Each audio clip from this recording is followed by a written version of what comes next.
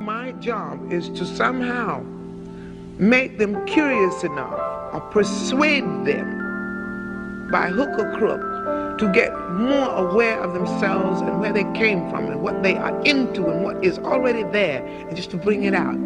This is what compels me to compel them, and I will do it by whatever means necessary. Let's do it. Yeah. Welcome to the Awesome Black Dad Show, where our goal is to educate, inspire, and encourage dads to become the best version of themselves. Today we got a good episode going. It's a topic I definitely wanted to kind of discuss over the last probably month or so. So first of all, before I even get into the episode, man, Real, how you doing?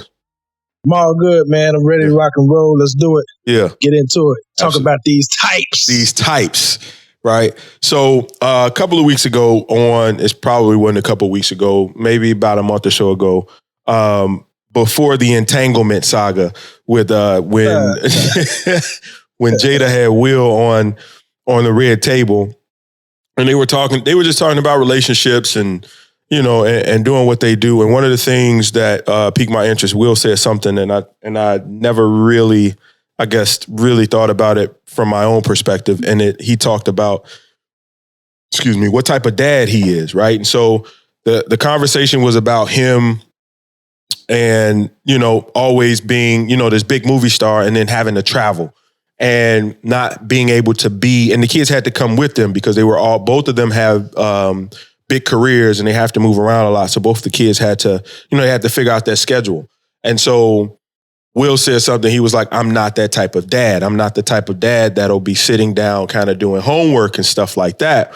I'm the type of dad, and I'm paraphrasing here, that will, it's basically execution, right? Get you to the thing that you need to be doing and make sure you execute on that thing successfully is the type of dad that he is. And so, we got this brand, Awesome Black Dads, and we talk about, changing the narrative and showing and sharing the stories of Black fathers. But now it's like, what type of dad really am I, right? When you start to think about it, right? Have you ever thought about that? Man, I've been thinking about it since you said it. I still can't. You know what? It's hard to accept when you're a type of dad that you don't want to be, but you actually are. You know what I mean? Right. So yeah. If it's one of those types that we say today, and the dad out there is listening, and he that type. Yeah. It's hard to accept right. that you're that type because you're trying to be a different. Right. I mean? Exactly. But I think that's a big thing of it, right? So when you look at it, it's like looking in the mirror. Like, yeah, am I really that person? Or that type of dad, dude? And if you're honest about it. Right. If you're honest about it. And the other thing I thought about is like, it's one thing to review yourself, right? It's another. My kids aren't old enough to really answer this question, I don't think, appropriately, right? Maybe they could, and maybe I'm just scared to hear what they might have to say at 7 and 5. It's not going to be fair. I know my kids. Right. But it's more, I think it's really more important to know what other people think about, or your kids, not other people, but the kids think about you being a dad. But when you start thinking about it, and I go through some of these, so I did some Google searching. I'm starting like, what is there a real definition of like what types of dads there are out there? And so I stumbled upon actually a couple of articles that talked about types of dads. And one of them piqued my interest. The one that was like 5 types of dad. And this was on allprodads.com. And it was these dads are about like based in the military, right? And so one is the POW dad, the prisoner of war, the dad that is present in his children's life, but he's not positively engaged in it. And he's not just disengaged, he's enraged. And then 2 is MIA dad, the missing in action dad, the dad that chooses not to be present in his children's lives. He may have helped bring them into the world, but he doesn't want to have anything to do with them. Yeah. Right? And so top 2, I'm like, yeah, not me. AOL dad, which is the absent without leave dad. Yes, he's physically present in the home, but he's not emotionally present when he's there. Yeah, so I was like, where? And so I had to read that a little bit more. And it says that the children see him, but the children can't seem to talk to him. He comes home and he secludes himself from the family. He may not necessarily be a bad dad. He's just emotionally detached from others in his home. So he struggles in silence as those he loves suffers and struggle in his absence. That's deep. Right. Like, now what part of that, we can come back to that one. I just want to get to the other 4 or 5. So the 4 is reserve duty dad. And reserve duty dad is the dad who treats fatherhood like it's a part-time job. He's engaged with his children, but only occasionally, maybe only on the weekends when it's most convenient for him. He has good intentions, but his children require more time than he's willing or able to give. His children need him to be a full-time dad, but he's content with giving them the part-time effort. Sir, yes, sir. And 5, the active duty dad, aka the all-pro dad, right? Right. So they had to bring it back full circle for the allpro.com. And I'm actually, we actually gonna have to put together my own list of types of dads, right? Right, exactly. Yeah.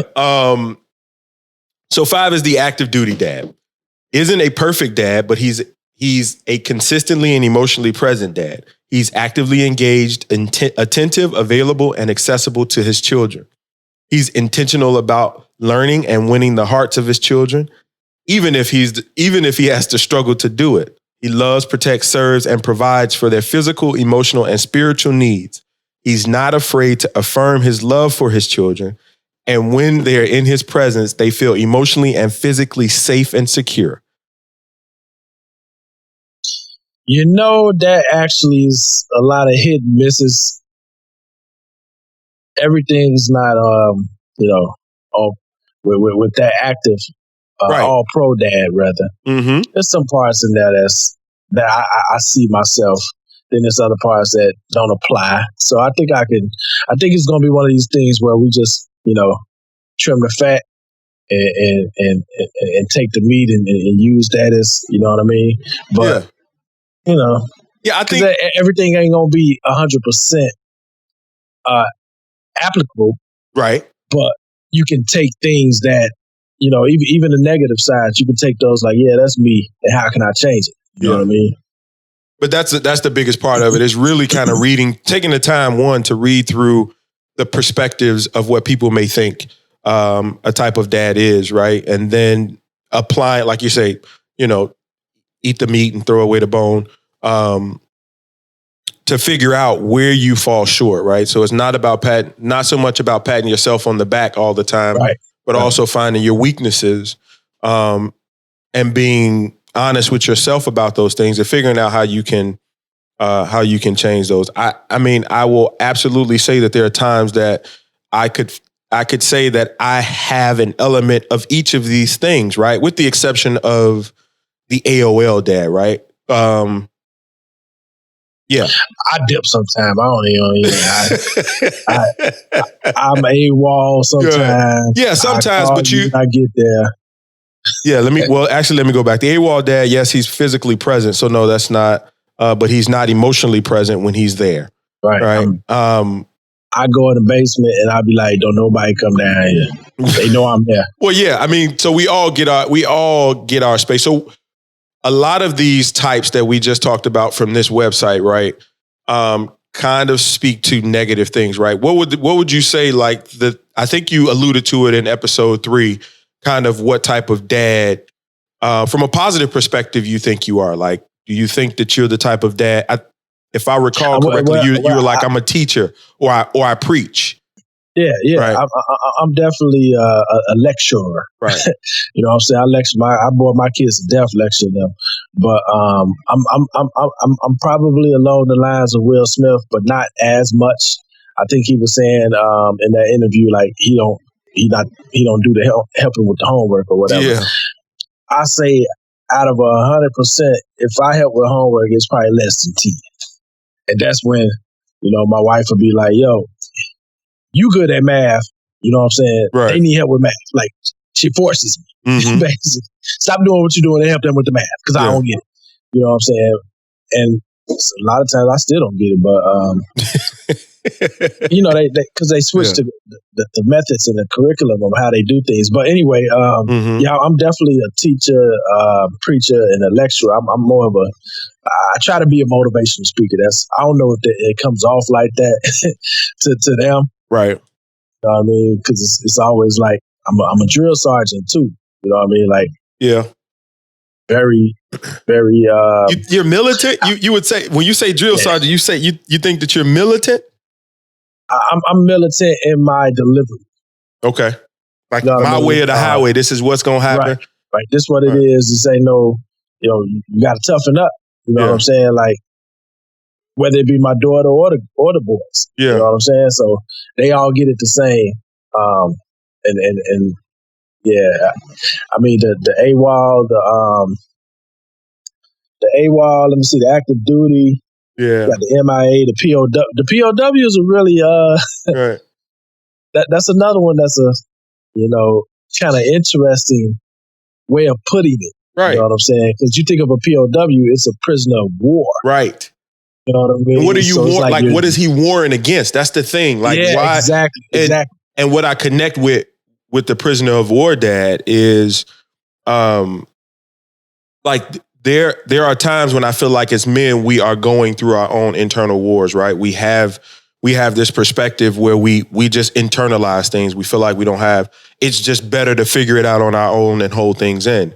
But when I look at the definition, it's like this dad is present in his children's life, but he's not positively engaged in it.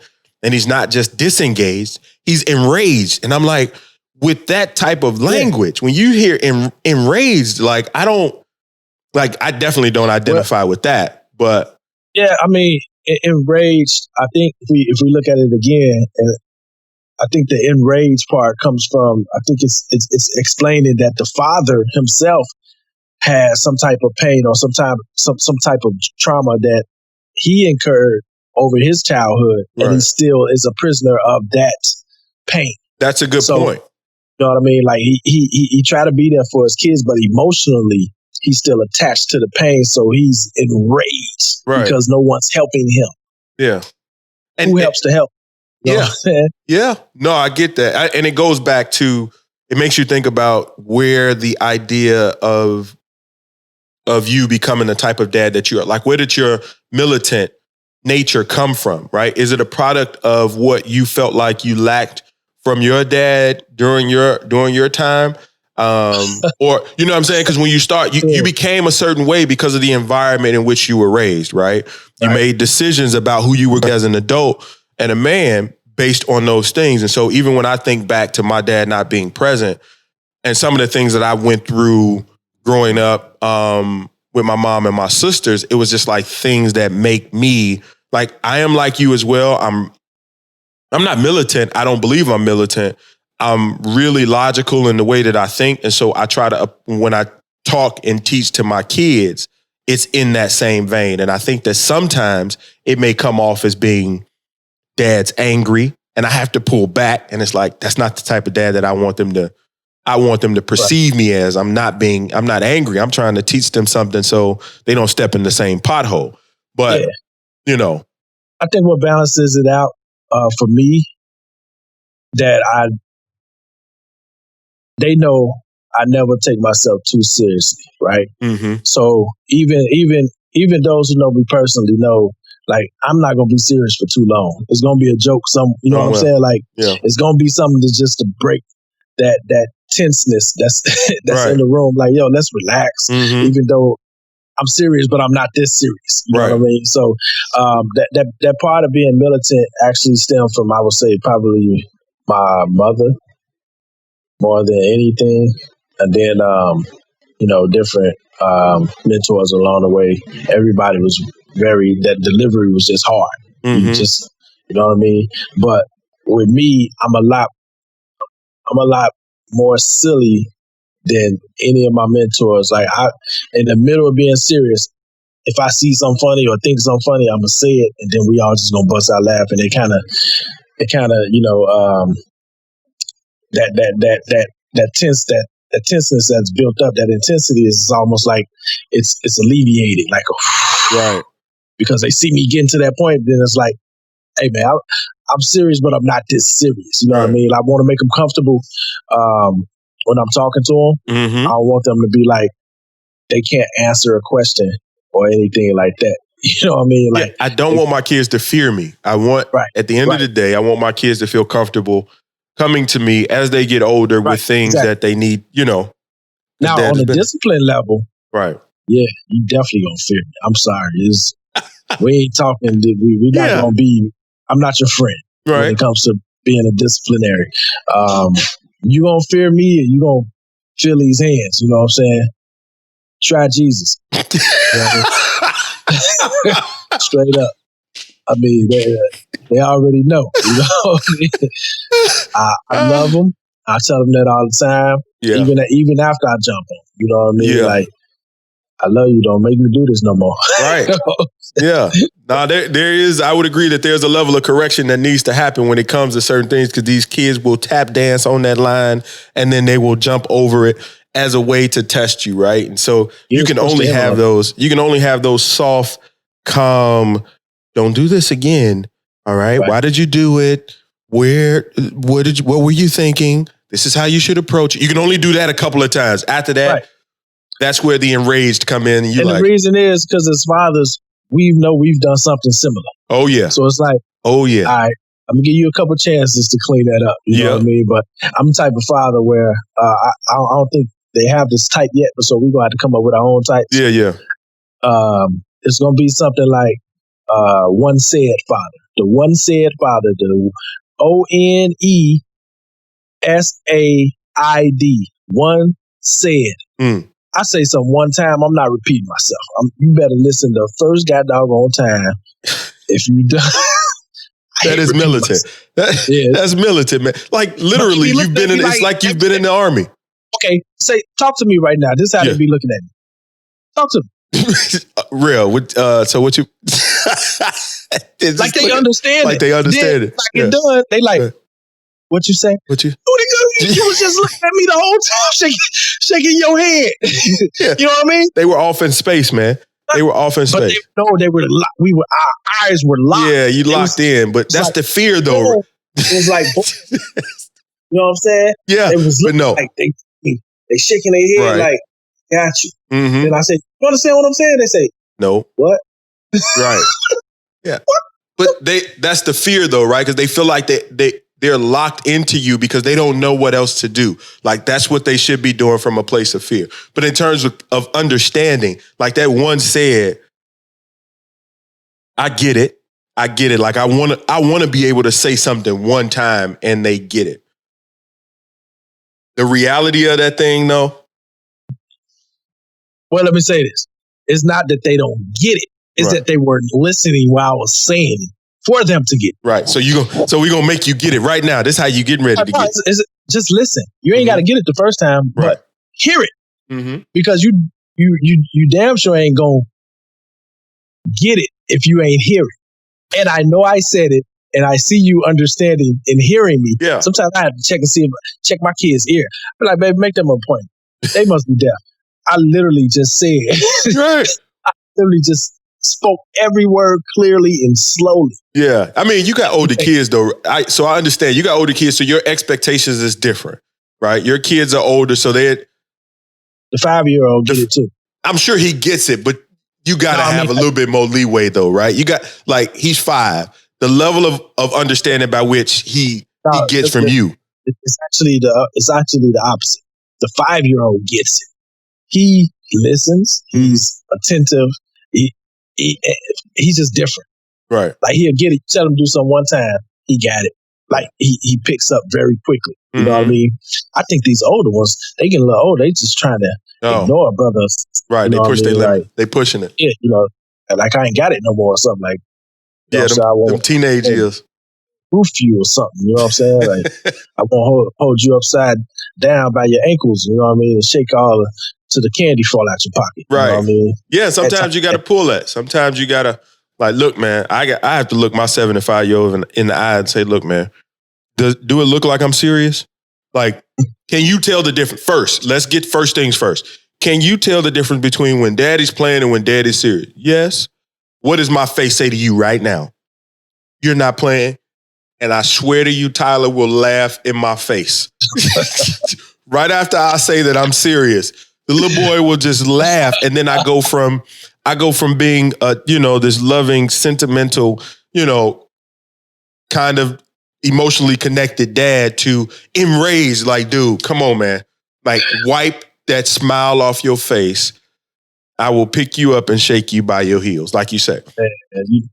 Yeah. I mean, but it gets tough, man. It really does. But it does, like, all of this kind of comes full circle, and it just makes me, it makes me want to be more deliberate about what type of dad I want to be, right? Be more intentional. So what type of dad do you think you are right now? Well, I think I'm a mixture of, I can't even use the 5 types. It's hard. Like, I've been thinking, like, I haven't been able to describe exactly what type of dad I think that I am. I think that I'm connected, right? I'm a connected dad, and I'm present. And I know just saying present doesn't really ring bells, but and I'm active, right? And I'm active and encouraging. And I'm always encouraging them to be better, to be the best that they can be for themselves. I used to try to encourage them to be, like, think about it being better than me, because I thought that was the goal. Like, my job is to make sure that my kids go further in life than I did. But I recognized that had everything to do with me and nothing to do with them. So I was like, all right, I got to pay more attention to who they are and try to push them to be the best that they can be. So if Tyler's good in math, then I have to make sure that I push him to be the best in that, not be lazy and do those things. And so here's the type of dad that I know I want to be. I want to be the consistent, loving dad that I never had, right? And so that's the type of dad that I want to be. I want to be consistent in the things that I do, no matter what, right or wrong. I'm gonna always try to do the right thing. But I want to be consistent in that. I don't want to keep wavering back and forth and be indecisive about how I'm raising them. So they understand and it's clear. So you said loving dad. Yeah. So do you feel your dad loved you?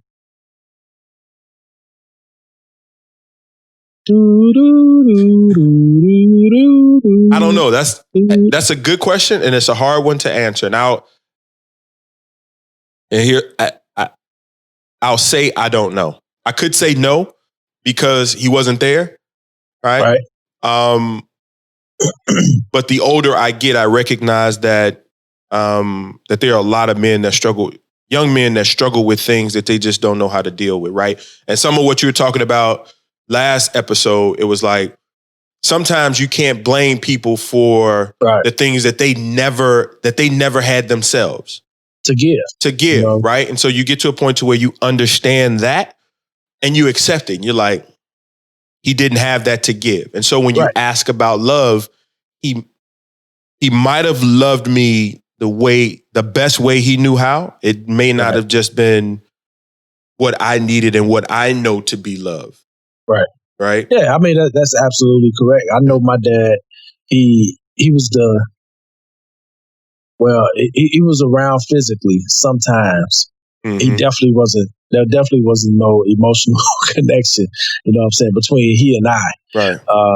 But at the time, I think back, I was like, well, he's not the type of dad that I think he should be. You know what I'm saying? So as far as even asking myself, like, do I think he loved me? I think he loved me the only way he knew how. You know what I'm saying? And whether that's good or bad, that's the only thing he knew. You know what I'm saying? He just never had that chip. You know what I'm saying? So after a while, as I got older, I didn't hold it against him no more. You know what I'm saying? Even to this day, it's like, I get it. You know what I'm saying? Yeah. I might not like it. Right. But I get it. I understand. You know what I mean? So it takes most of the blame off of him. Yeah. And be like, you know what? Because I saw a quote the other day that said, the people that hurt you are 100% responsible for causing you pain. Mhm. but you're 100% responsible for healing. Mm. You know what I mean? Yeah. So it ain't up to them to heal you. Right. You know what I'm saying? It's up to us to decide to, not overlook the pain, but, accept that it's happened. You can't change it. Right. And do your best to move on. You know what I mean? In love.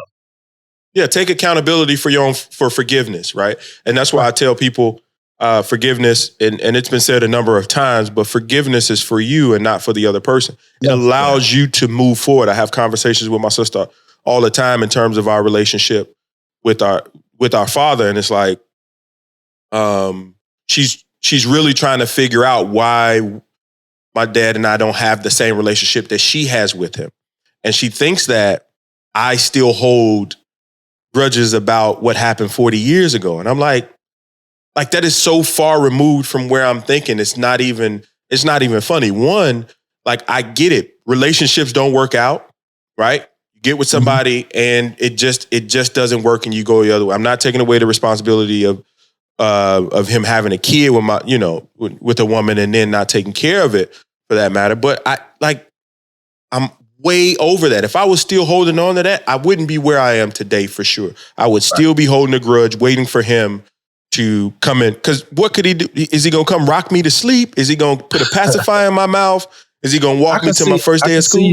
I can see him rocking you. Yeah, come on, man. Stop. Yeah, Let's just cut it out. You're getting real sentimental, man. I think you want him to hold you in his bosom. You know what I mean? And pat you on your back. No, you know what I mean? I don't. That ain't something that I need and I look forward to.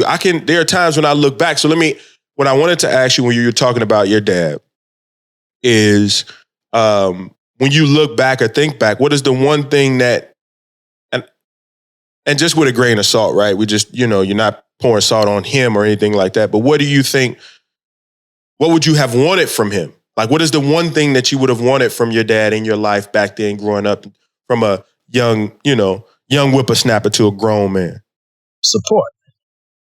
You know what I'm saying? Support in things like like coming to basketball games or even though I rocked out without him, you know what I mean? Mm-hmm.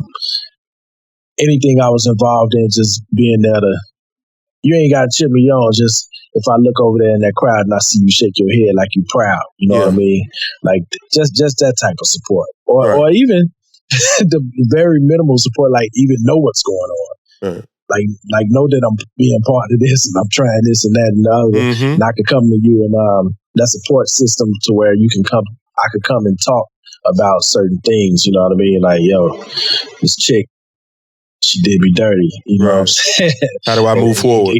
Yeah, you know what I'm saying? Have mama ever did you dirty? Tell me some secrets. Right. You know what I mean? Yeah. But that type of support. No, I would agree. I think it's same for me. Support in the sense though that there was a point, probably, right, 7th, 8th grade, basically when we start going through puberty, right? And 7th, 8th grade up through high school, when you start to clash with your mom. Because you're going through something that you really don't know what it's about in terms of feelings or understanding stuff you're dealing with girls at school or guys at schools and friends and stuff like that. And you're really trying to figure out who you want to be and what that looks like. And then you kind of going back and forth with your mom at the house. And it's like, I didn't have an intermediary. I didn't have anybody there that had gone through what I was going through that could say, just leave the boy alone, right? Mm-hmm. Let him go through his motions. He'll be all right. Then we'll chop it up after.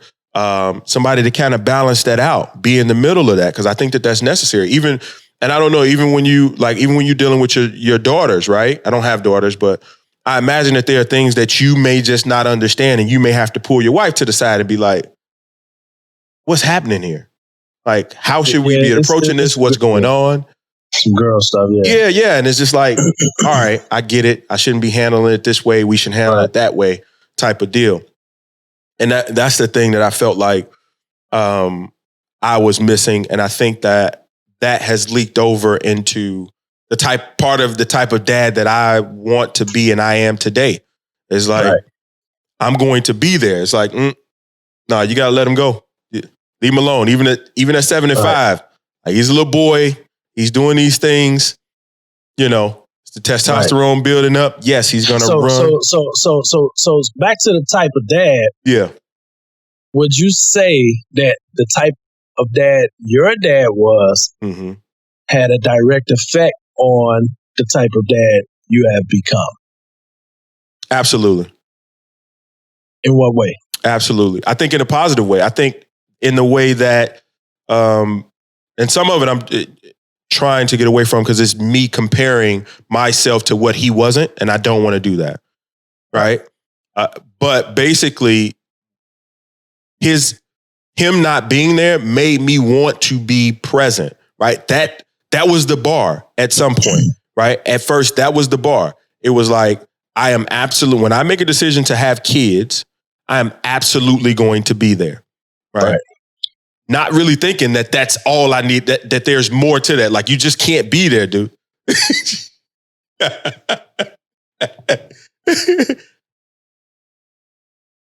wish I was that gung-ho saying I was going to be there.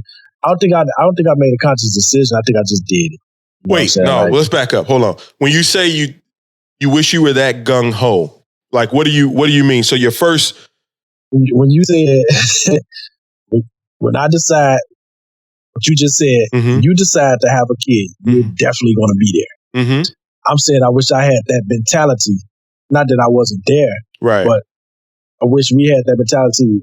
If a lot of us fathers had that mentality, a lot of us would be there.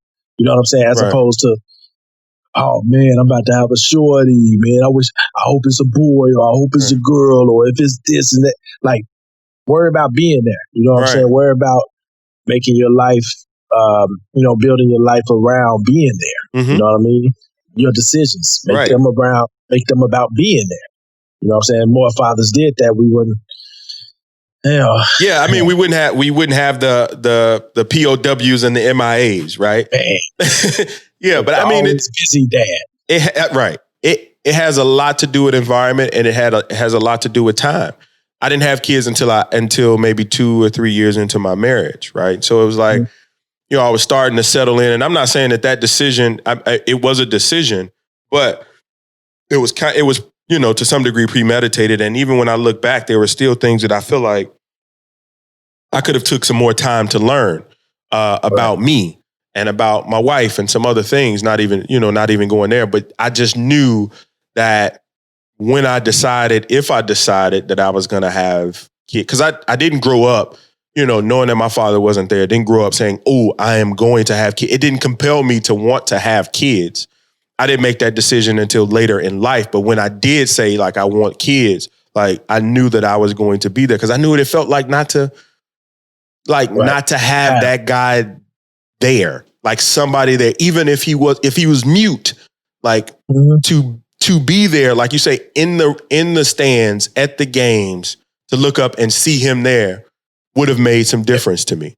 Right. You know what I mean? And we don't want y'all to get things twisted out there, because even though we're talking about dads that weren't physically there consistently, there are dads that are physically there consistently but still absent. Right. For instance, you got the guy that was raised to believe that his primary objective in life as a father is to make money and take care of the kids that way. School, pay for this, pay for that. So he spent 12, 14 hours a day, you know what I mean, grinding, whether he's an attorney or a doctor, whatever it is. Yeah.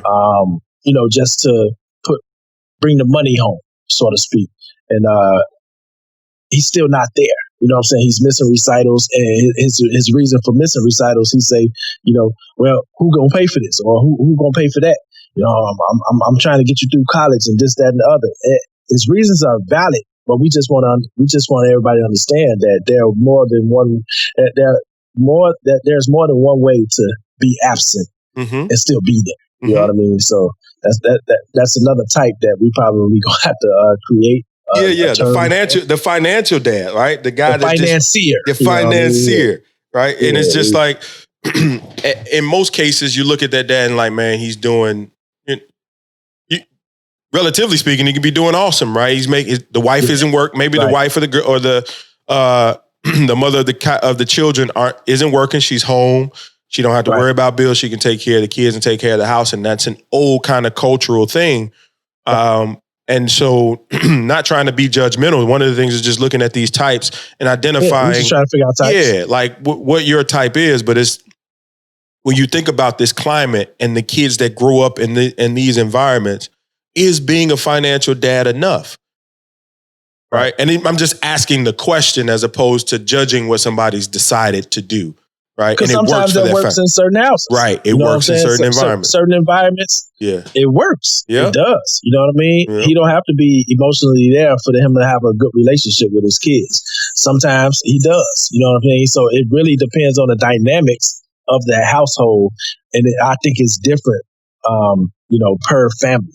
Yeah. Or per, team or whatever you want to call it. No, I agree. And I think as children, there's things that we just don't understand. As you get older and you start your own family and you get out here and you start paying your own bills, you understand, you begin to understand these different types. You don't hold resentment towards the financier dad type because you understood he went out and worked 12, 14 hours a day. Even though you probably wanted him home more. Right. You get it. Exactly. Like you understand. Now, that doesn't mean that you can't have a conversation with him and like, man, I wish I would have loved to have you at my games, man. It would have been nice. But that's a conversation that y'all could have. Shut the hell up. We would have been broke. Right. Exactly. Well, how was you going to get the gym shoes that you was playing on, to play the game that you was playing if I didn't go to work? For you to go to school. Correct. And so those conversations need to be had because at the end of the day, there isn't this, we're not talking about perfection. We're talking about what's necessary to raise successful children in any climate and whatever's necessary. Yeah. You know what? And real quick, remember we had a conversation and you brought up the question of,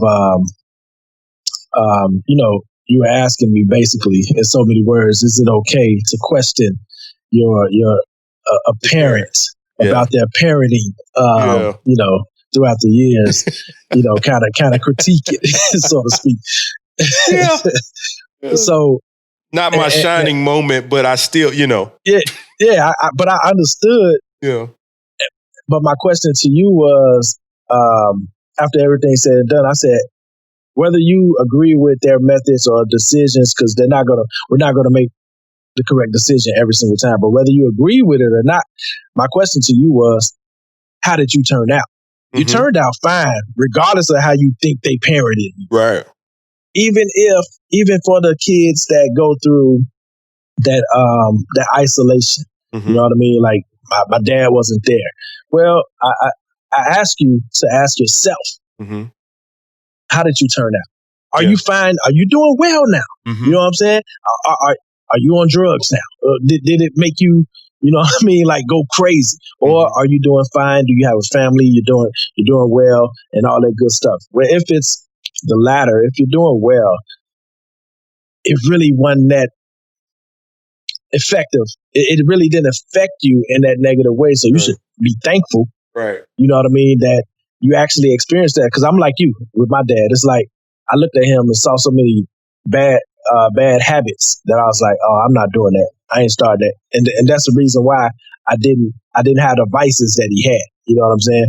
I literally chose like, okay, that's probably keeping him from me. So I'm not going to do that. Not going to do that. Like, yeah, it's like, I'm not hanging with that type of crowd because they're keeping him from me. So, you know what I mean? So it was kind of like a reverse psychology type of.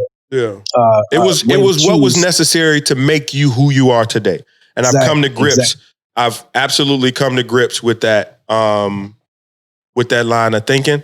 And just to be clear, I mean, the reason I asked my mom that question, I'm generally inquisitive, right? Virgo, and I have this, and I'm logical. So it's just like when I have these thoughts, and I'm weird. And so I ask a ton of questions. Some of them make sense, and others don't for most people, but they make sense to me. They help me make logical sense of things in my mind. Right. And so when I broached that question to my mom, and then I told you about it, I think the immediate thing that you were saying is like, well, why are you questioning that? Are you looking to blame something on her? Right? Because it would typically, if you're asking a question about do you think you made any mistakes, with parenting? And if she says yes, then I can be like, ooh, that's why I'm not rich on the boat. You know what I mean? Now, that wasn't the intent of my question. And I understand that I probably didn't take it that way because I didn't alley-oop that the proper way. But I think at the end of the day, it was just really just kind of acknowledging like me thinking through what it meant to be a good parent and how to kind of react to some of the things that I recognize are errors in my ways and things of that nature. Not just continue to say, oh man, I did the best that I can and not making adjustments and things of that nature. But the older I've gotten, it's just been like, man, I recognize the things that have happened to me in the past needed to happen for me to be who I am today. And when I say that to myself, it's like, then you have to ask the question immediately after, am I okay with who I am today? And if I am not, there's only two places you can go. Am I going to look for somebody to blame for that? Or am I going to make the decision at that point, just like we're talking today about these dad types and we see little small negative things in these different types that we don't like. Who are we going to blame for? We going to blame my dad? Or we going to say, we're going to take accountability for it, say, that's not what I want to be. Man up and change that behavior, right? And so ultimately, that's the end of that's where I'm trying to get. When you do these reviews on yourself and you say, all right, yeah, I can do a little bit better. So even in that, if your kid, not the 5-year-old, let's say high school. I got plenty to choose from. Right, high school, right? High school age comes to you and says, Dad, you're pretty militant, right? And I just don't respond well to that. Like, I get it. I get maybe why you do it with my brother. But for me to be successful, for us to have a better relationship, I need for you to do something a little different. Boy, shut the hell up. I am dad. Bullshit. I am dad. Boy, if you don't go sit down before you get knocked down. Right. That's your final. That's your final statement. That's my response. That's your response. Shut up. Shut up, nigga. Good nigga. Telling me I don't respond well for me to succeed. Shut up. I know what it takes for you to succeed. You ain't even lived yet, boy. What they trying to live, man. They trying to live. You got little kiwi nuts down there. You just getting some hair. Fair enough. What I mean? Fair enough. Yeah. Come on, man. I feel like you're gonna go. The philosophical nature in you is gonna go a little bit deeper than that. I don't necessarily see. At some point, I do saying you go sit your little hairless balls down. Jump. I'm saying I'm off the cut. I'm cutting them off, man. Shut the. Right. I feel like you would circle around and try to get him to you put his foot in his mouth. Now what you talking about? Yeah. Right. All right. So tell me more. Tell me more. Yeah. Why do you feel this way? I would get them because they thought about it actually. Yeah. So I would ask them, well, how do you want me to, act or respond, or how would you like me to, instead of being militant, right? How would you like me to deliver it to you? Would you like it like this? Right. Would you like to talk like this in a down tone at the end of my sentences? Yeah. Always question things. Does it soothe you? Are you shut up? Doing all. But to that point, while I'm laughing at you as you're saying this, because I'm looking at your face as you're making these statements, but that is part of what I want to be. It is the consistent nature of that, right? At some point, you're going to be the parent. You need to be the parent that you want to be open, right? At least I'll speak for myself. I want to be open, but understand that their dad grew up in a completely different environment than you did, son. And I created this environment for you to be in a certain place. So the reason that I'm doing some of these things is so that you can be your best self. So if I take away this militant, and trust and believe you're going to be a different person because of it, right?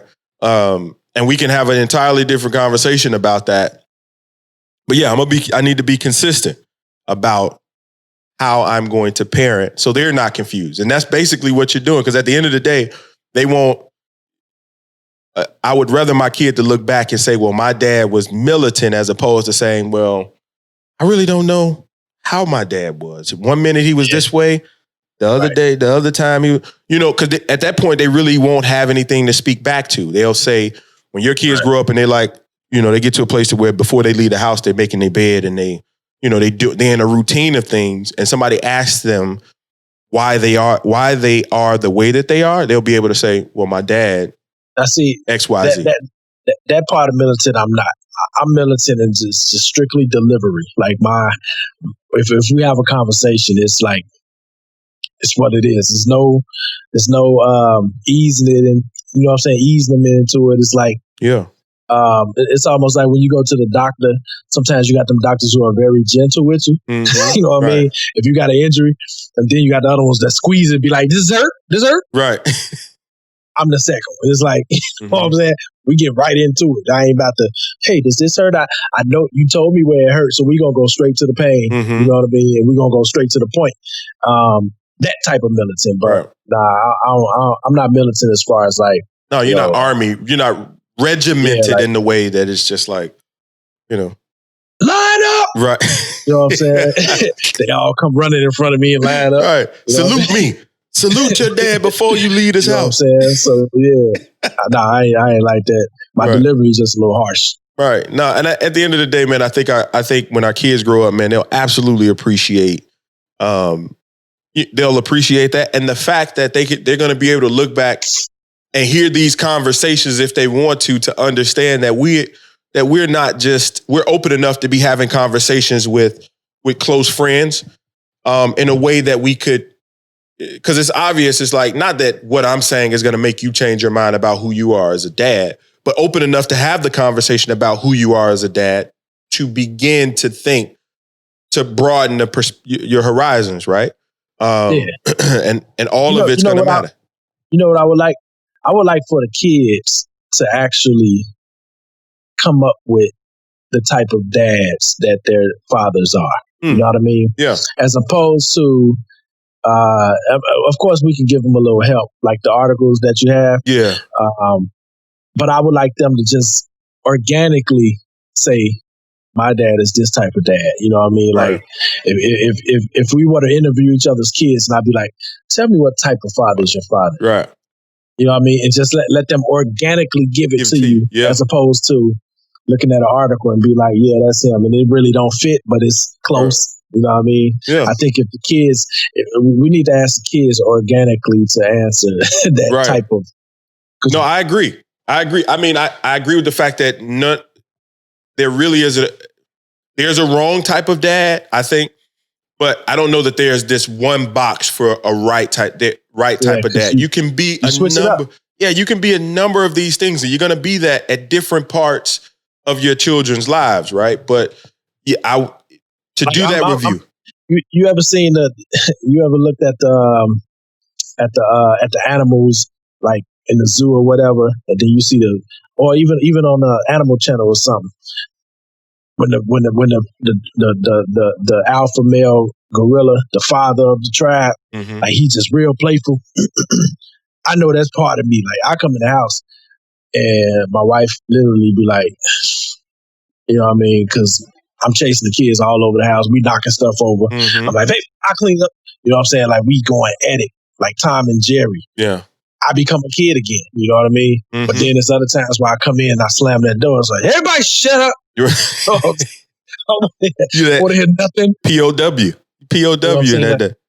How y'all doing? You good? You good? You good? Okay, good. Yeah. Leave me alone. I'm going to my room. Yeah. I'm tired. It's been a long, stupid day. You know what I mean? And there's times I'm in between all that. So, them types kind of, you adjust, I think, differently, depending on the situation or circumstance. But overall, good or bad dad, kids can pretty much be on point with their truth. about who you are. Yeah, no, I agree. I think that they should. I think it's very important. Even with my young kids, I think I'll try it. It'd be interesting to see what they'll have to say. But yeah, to hear that from your children, to see what they say about you will affect you and impact you in a different type of way. If you're open enough to hear that and receive it. If you're just like, what they say is like you're on the defense about it, then it's not gonna help anybody.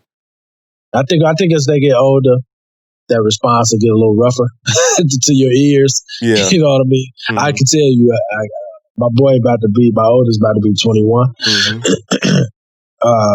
Nyla, she's 17, about to be 17, something like that. Yeah, she's 17 now. Their answers is probably going to be a little harsh. Mm-hmm. But they were the first. So it's like, you were new to it, so you were learning, and you get a little bit better with time and age. And not that they lied. I probably, you know what I mean? Like, I probably was to them. Mm-hmm. You know what I mean? Good or bad. You know what I'm saying? So, and I think all the kids, I got 4 kids. I think all of them will probably have a different type. Yeah. You know what I'm saying? Like, right. No, and they should. That should probably be the case. Right. I think they're gonna have different perspectives most times. Now the bigger question is, do we care about what our wives think? I was about to say that. She would probably put all those types together and kind of make sense of it. You know what I mean? But the point, the question is, do we care? Right? Because I've gone back and forth. Right. This recording, right? Yes, it's recording.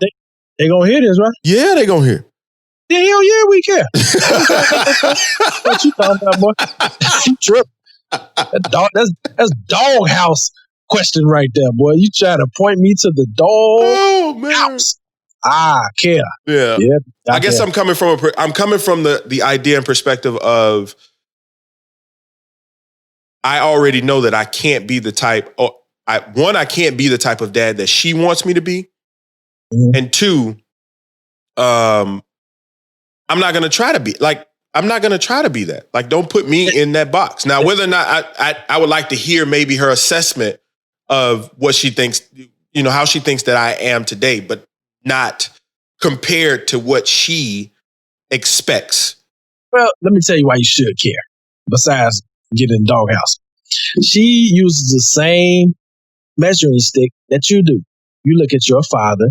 You take away the bad, you take away the good. She looks at her father, she sees the good, she sees the bad, and she kind of compares, which is not fair, because if they got a real good father, it's like, man, I'm not about to feel them shoes. You know what I mean? And it's different. She's a girl. Exactly. So she feels different about her father. Correct. Than do. And so saying I don't care is harsh. I'm not saying that I don't care. I would love to hear that perspective, right, of what she grew up with.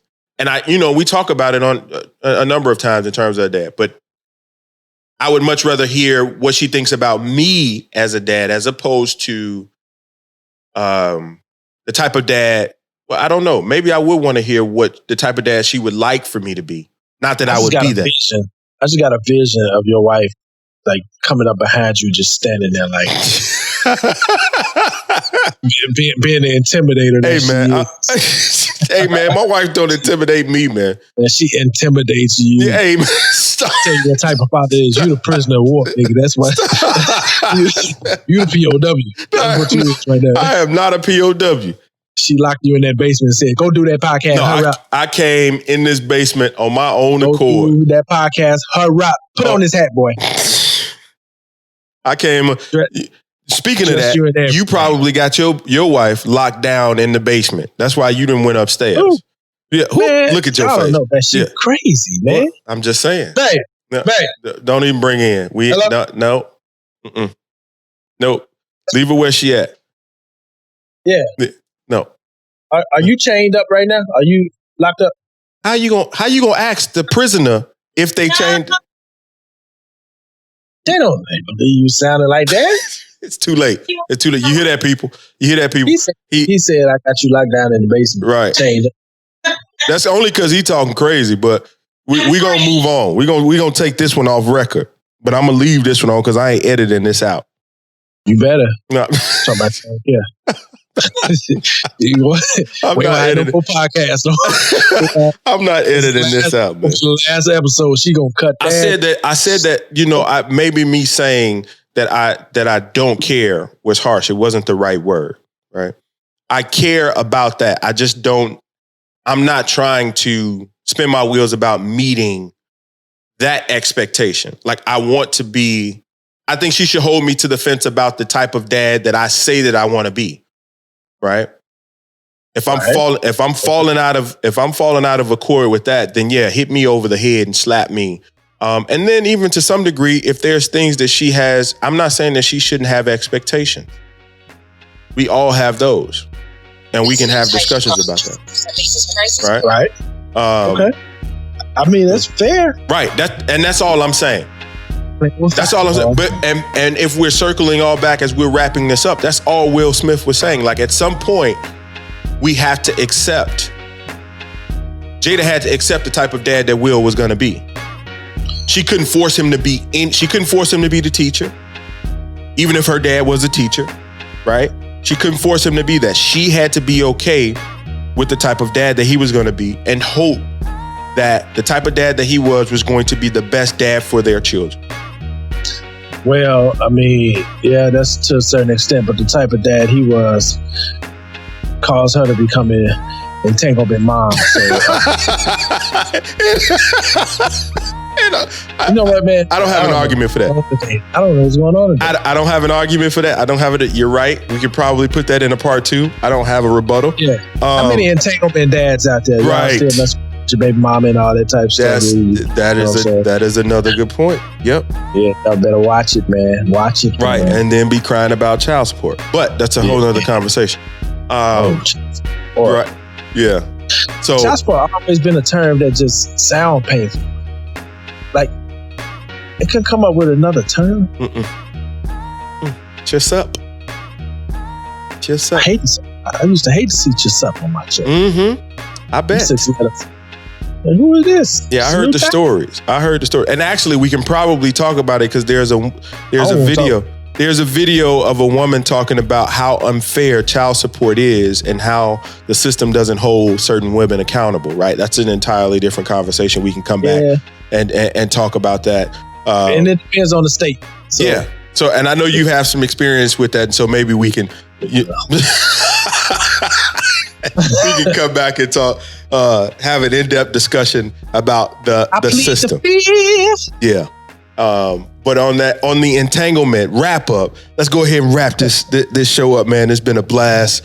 The types of dads, we're gonna have to come up with our own version of the types of dads and end it with that top dad being the awesome black dad. But yeah, we're gonna come up with our own and get some perspective. Just be awesome. That's it. That's it, man. So I thank y'all for listening.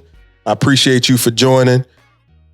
Anytime, man. Appreciate you for having me. Yeah. Awesome dad platform taking off. Yeah. You know what I'm saying? Keep doing your thing, man. Yeah. I'm riding your coattail. Catch us on awesomeblackdads.com. We'll catch you next time, people. Peace. Peace.